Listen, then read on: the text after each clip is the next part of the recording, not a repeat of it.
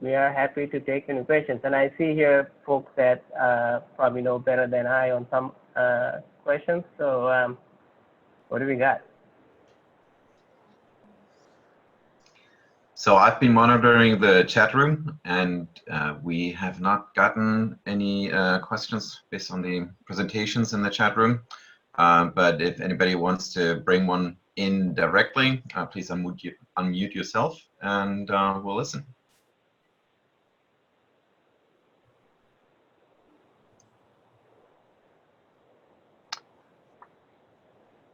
I have a question, I guess not specific to Indian Point, but more, I guess, concerned in the idea of building new nuclear plants. How do you address concerns that nuclear plants often take a long time to build, longer than expected, and cost a lot more? And I know they have new versions, new technology coming out, but I guess could you address that I guess in terms of we have a limited amount of time to make significant reductions in emissions, and I guess give a sense of maybe how much power we need to get from nuclear, given restraints on other renewables.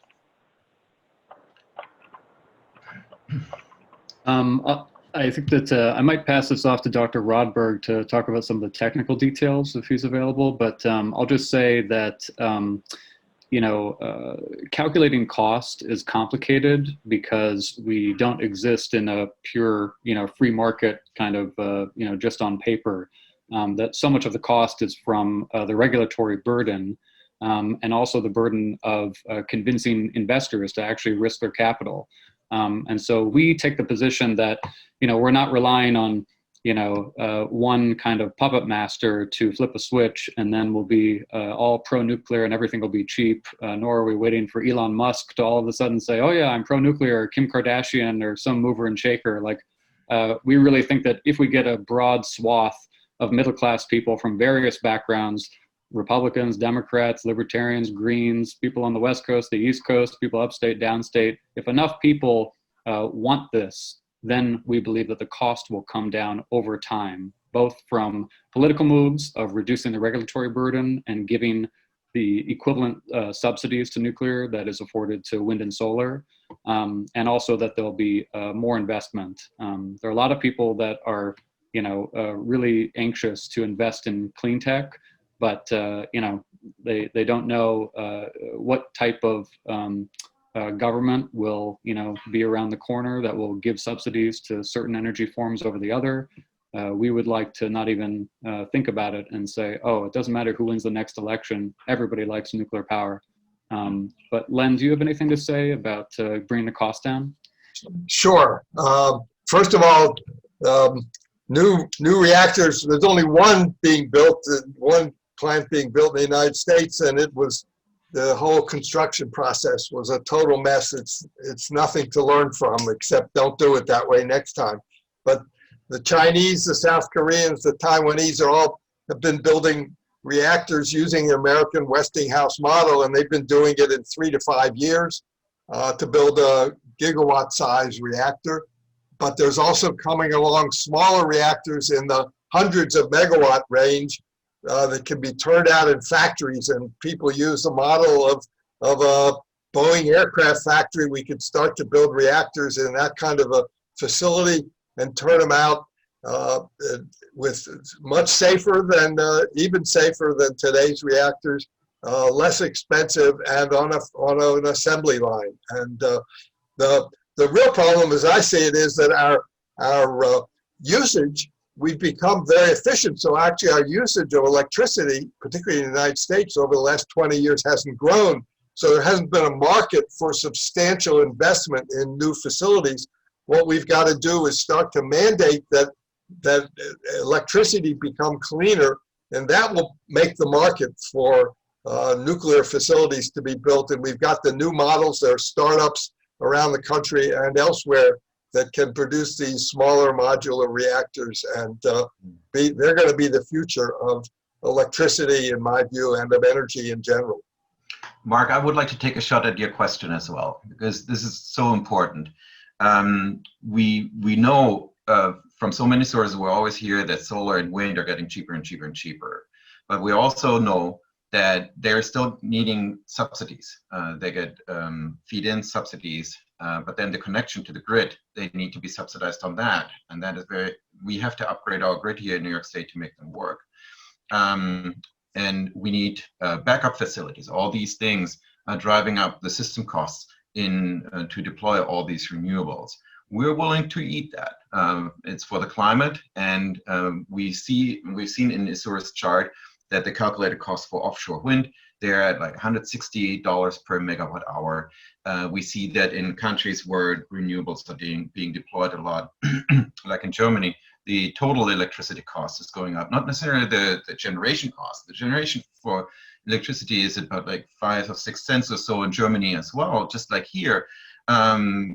But if you factor everything in, the cost of the upgrades and the cost of holding their reserve capacity as a backup in there, all these things you do not need for nuclear power, but nuclear power is not being rewarded for these important contributions to our wealth and to the stability of the grid and so forth. The reason why we have such expensive new construction in nuclear is we forgot how to build them. That was a big problem at Sommer and at Vogtle. And the financing of these plants here in the United States and generally in the West, we try to do in the free market. Now, the free market is very fearful of political decisions where suddenly the power plant is not being allowed to make money anymore. So they have a very high risk factor built into their financing. For Hinkley Point, for example, in Britain, the free market-based financing, they expect a 9% return on their investment year over year. And since it takes forever to build these things because we don't know anymore how that works, there's no money being made for many, many years, but the 9% have to be served. So a huge amount of the construction cost now is in the financing. And also, we've made them very expensive for security reasons. We basically made nuclear power so safe that they're too expensive to build them right now. It's absurd. Instead, we're building coal and gas-fired power plants and are killing our neighbors. I live right here in Queens. The cheapest option now is to build out gas-fired power plants. So we do that, we kill people, and the very safe, even safer than we've built them in the 70s, nuclear power plants, we can't afford them anymore. This is something truly wrong and difficult to talk about, but there's basically these three reasons, and not all can be addressed by technology leaps. We have to address the financing, and we have to address maybe even overreaches in the security regulations. If I may add a little on that, we didn't touch on the system cost or the battery cost in this presentation, but it is significant. So this is a study done for California. If they were to get to 180% renewable grid mix, the storage cost will be 16 times that of the renewable infrastructure. So you don't see that when the renewables in New York is 5% of New York electricity is renewables. The fossil generation is the accordion, so that can go up and down to accommodate. So when the sun doesn't shine, your gas plants come online. When the wind doesn't shine, the gas plants come online. But when you get to a higher penetration of renewables, you need a substantial amount of storage. So one of the big things that I did as an investor was to invest in storage, the technologies and resources, because that's going to be a huge booming industry for the next multi-decades. And that's great, but the total, I think Bill Gates did this calculation a few years ago, the total amount of storage available versus the total amount of electricity that we use is something like 5 minutes of electricity can be stored, all the batteries in all the world. So that's one thing. The other thing, to answer your question on the speed stuff, sorry, this is not research. This is the rapidity of deployment. Nuclear actually has been the only technology thus far to have scaled up at a pace fast enough to address the need for climate change, a need that we need to decarbonize for climate change. And that's these countries, US was one of them back in the day, but most recently was South Korea, and China is currently doing it, so it's not, the nuclear is not the only thing that they're doing. But the way that France did it, so there's a great saying, like in France, there are 20 types of cheese and 2 types of reactors. In the US, there's 2 types of cheese and 20 types of reactors. You have to decide, somebody has to decide at some point, look, this is the model, we need to cookie cutter, make it again and again and again. And that's what the, a Green New Deal, if successful, would have to incorporate that in a way that there are some decisions made and that there's coherence in energy policy that doesn't fail.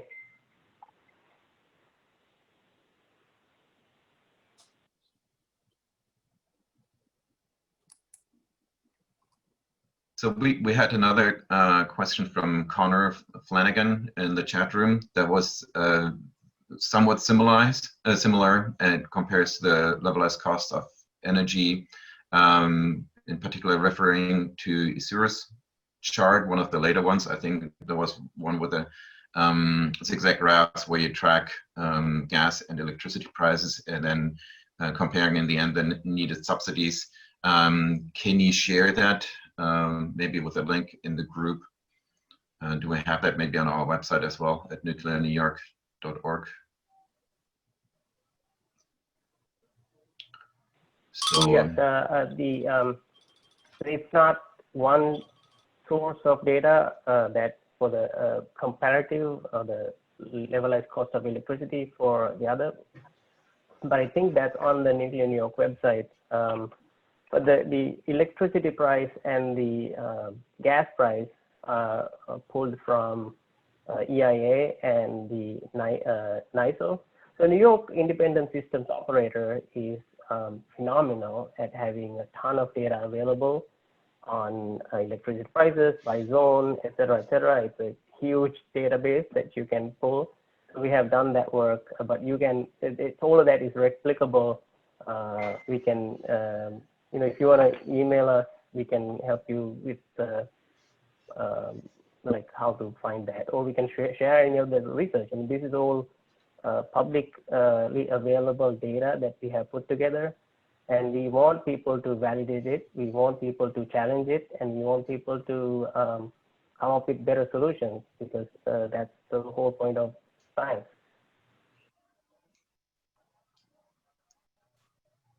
What is the chance of stopping the closing of the last reactor at Indian Point? Is that possible? well, the second reactor is still, I would call it fully operational. The fuel has been removed. That is everything that has been done to it. What we hear a lot is reasons why it can't be done anymore, right? Why this is all set in stone. In my view, these are all excuses. To anyone who wants to save this, there's a way. Everything else is an excuse. And I want leadership in the state that finds a way to rescue this wonderful resource that we have here that can that produce so much more clean energy than the result of all our efforts to build solar and wind in this state, and really brings us a huge leap forward. We want everything. We want everything to fight climate change, and New York State can make a much bigger contribution right now, like immediately, by finding a way to keep Indian Point operational. It won't be easy. I mean, the personnel, the people who work there, some of them have moved on already. They have different plans. So we don't want to diminish the practical issues there. But I'm tired of hearing these excuses.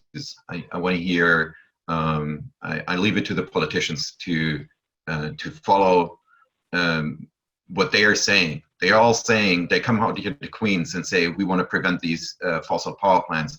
Well, that doesn't do anything. You prevent one fossil power plant and another one will come up next door.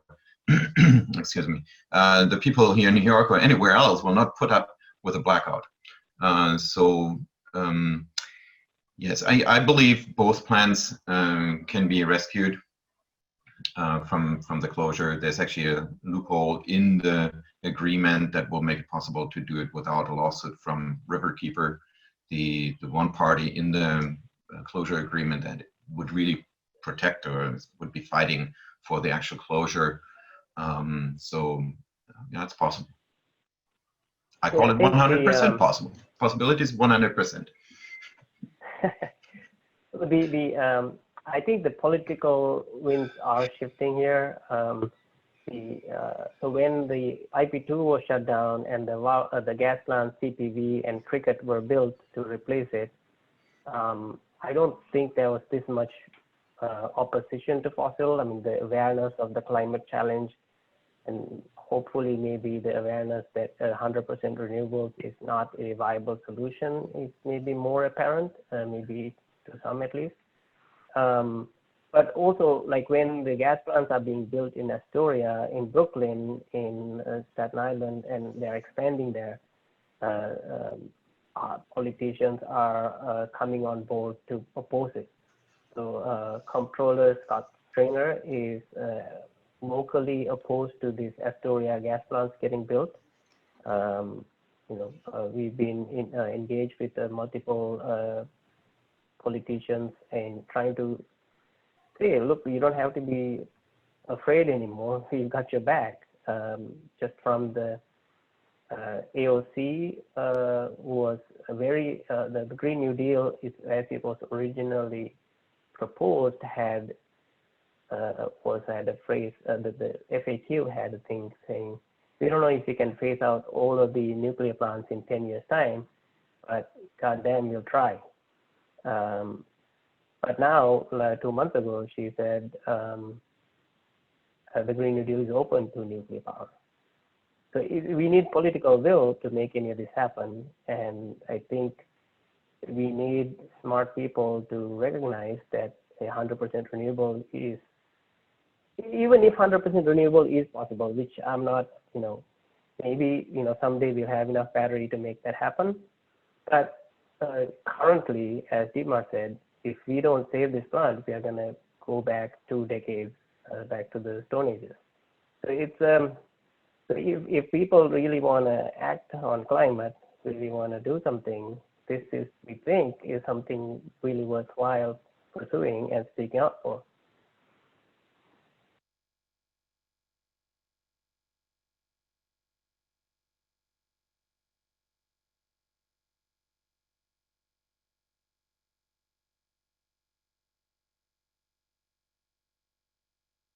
It appears to me that we're getting the best feedback on the song. So maybe next time we should have much more time for hip hop and less for charts. Sorry, Isuru. Well, we just have a few more minutes. And just thinking about the common concerns about nuclear power, obviously, probably the biggest is long-term storage. Len, I don't know if you have anything to say about the safety of long-term storage, if any issues we didn't cover, maybe that would be of interest to people. Well, we don't have long-term storage except for there are people who have developed thermal storage, but the thermal storage is the whole storage issue is related to, is needed if you're going the renewable route, and the renewable route's the wrong route. It's far too costly. If you cost it out, it's about 3 to 5 times as much as the nuclear route. Just using existing world dollar figures for nuclear. The nuclear path is the right path, and there's a lot of talk about storage and renewables right now, but there's a bubble that's going to burst when people realize somebody who knows how to count adds up the cost. The cost of going renewable in New York is estimated by, Mark Jacobson, who's the big advocate for it, at $630 billion. New York can't afford $3 billion this year for environmental benefits. The notion of spending $600 billion when we could do it for somewhere between 100 and 150 over the next 30 years using nuclear is, that will sink in when people start to just look at the dollar figures seriously. We can hope. But just one thing on the safety issue, also the storage issue is we have advanced. I mean, the shale revolution, I spent maybe half a decade studying peak oil, worried about what would happen to civilization when energy, fossil energy becomes scarce. And what the shale revolution showed is that if there is a incentive to make the choices that align with society, then there will be innovation, there will be solutions that are built. So currently, as I've mentioned, for decades, we have not given any incentive for people to actually develop nuclear or nuclear storage or solutions-based things. But there are some that's not entirely true. I mean, in Congress, Republicans and Democrats have been supportive of nuclear R&D and pushing that. But this one group that I want to highlight is called deep isolation. So they're using the drilling technology that was developed with shale development to drill into the core, into the surface, and store nuclear waste in a manner that's secure and safe and not going into water or environment or whatever. And that's an advancement, and that's something that we need a regulatory environment that allows for that thing to happen. But it is possible. So they're making some really good progress. They're doing a community-based way to kind of say who wants this, what do you want, how do you want it done. But that's something that I thought was very impressive at using the kind of how do you solve it rather than how do we obstruct progress.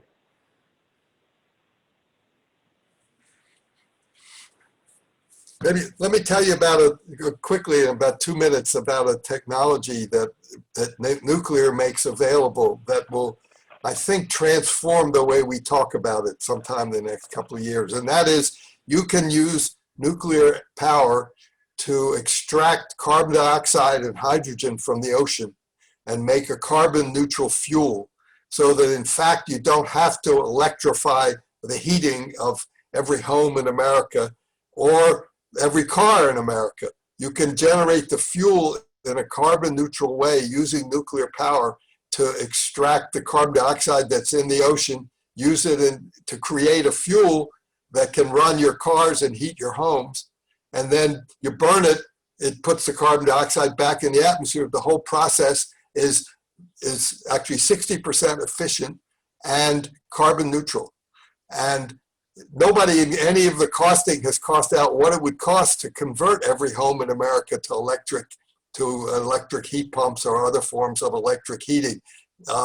It's massive, and it's a socially impossible to get every homeowner to do that conversion, but it's not necessary if we take nuclear's capacity seriously. The Navy is already making plans to use this kind of technology to produce fuel for its nuclear-powered aircraft carriers, so they don't have to find ways to find the fuel. They can pull the fuel out of the ocean and create the fuel on the carrier. And we can do that here in this country, in any country that has a boundary to seawater. Yeah, I think that's a very good point as well, related to the timescale that we're looking at. We've seen in the past that France and Sweden and even my home country, Germany, they have done a fairly quickly build out of nuclear. So we know that it is possible. We know also these days it can be done for very little money. With the inclusion of creating carbon neutral hydrocarbons, liquid or gas, for home heating or for transportation, like aircraft, for example, how do you fly those with a battery? We have the option of using a multi-pronged approach towards decarbonization of other sectors. And together with wind and solar, I think we're going to be faster if we're employing nuclear and attacking decarbonization in all sectors from all the angles with all the technologies that we have. What we're doing instead, shutting down our nuclear power plants that we have. I mean, sure, they cannot produce hydrocarbons and stuff like that, and they're a little inflexible on the grid, but they work, and they can do their contributions, and the future, we believe, will look brighter if we include nuclear in our clean energy mix. And I think we have the data. Sorry, Dietmar. One thing, back to Mark, your question, can we save this? In Pennsylvania was going to shut down Beaver Creek nuclear plant because they were also not economic. I mean, the shale gas revolution has changed the game completely. There is no electricity source that is cheaper than shale gas-based electricity. And we are exporting those economics to the rest of the world too, by the way.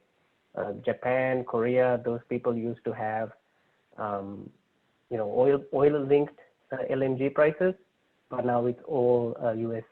Henry Hub gas linked. So if we were hoping that oil will become expensive, gas will become expensive, therefore people will move off it, it's not that hope is completely dashed, at least in my mind. So in the light of the shale revolution and the economics of electricity generation thereof, there has to be an alternative to push the fossil down. But so in Beaver Creek, Beaver Lodge, Beaver Creek, that plant was slated for closure, and Beaver Valley. Governor Wolf, Beaver Valley, Governor Wolf announced that they are supporting it and subsidizing it so that it won't go that same path of Indian Point. So it's, obviously it's a harder ask for Cuomo, who campaigned on this issue, but we have to make for him to move, he has to see that there is political will to keep this alive. And that's obviously not an easy ask, but we can't not. And the question is, like, to keep existing plants is should be an easier, cheaper, simpler ask than to build new ones. I think building new ones should compete on a level playing field. If the system cost of building solar and wind plus batteries is competitive with a nuclear plant, then solar plus battery should win. But that's just me. It looks like we're coming up on time. Dietmar, I don't know if you want to have any final words and take us out.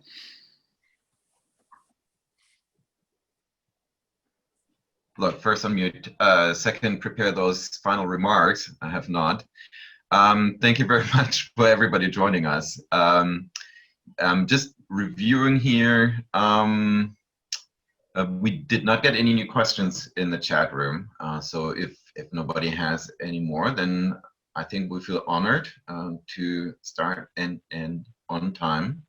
Thank you all very much for tuning in. Our website is nuclearny.org. So if you have questions, reach us there. You can reach me directly at info@nuclearny.org, and I can forward your questions to anyone who is best suited to answer those. Thank you very much for the questions. And yeah, let's all enjoy New York City Climate Week 2020. Thanks, everyone. All right, thank you. Thanks for a good presentation. Thank you.